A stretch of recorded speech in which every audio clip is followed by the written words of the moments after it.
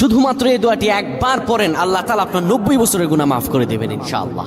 আপনার 90 বছরের গুনাহ মাফ হয়ে যাবে যদি মাত্র এই দোয়াটি যদি একবার পড়তে পারেন। আপনার ভাগ্য খুলে যাবে, রিজিকে বরকত আসবে, মনের ন্যাক আশা পূরণ হবে, আল্লাহ আপনার সব দোয়া কবুল করে দিবেন। সুবহানাল্লাহি ওয়া বিহামদি।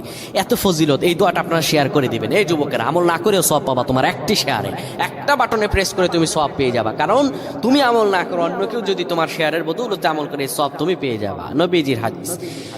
আমার ভাইয়েরা, আল্লাহর কাছে দোয়া করা, আল্লাহর কাছে দোয়া চাওয়া, এটি হলো মুমিনদের কাজ। আমার আল্লাহ বান্দাকে বলেন, বান্দারে উদউনি আস্তাজিব লাকুম, আমার কাছে চাও, আমার কাছে চাইলে আমি আল্লাহ তোমাকে দিয়ে দিব।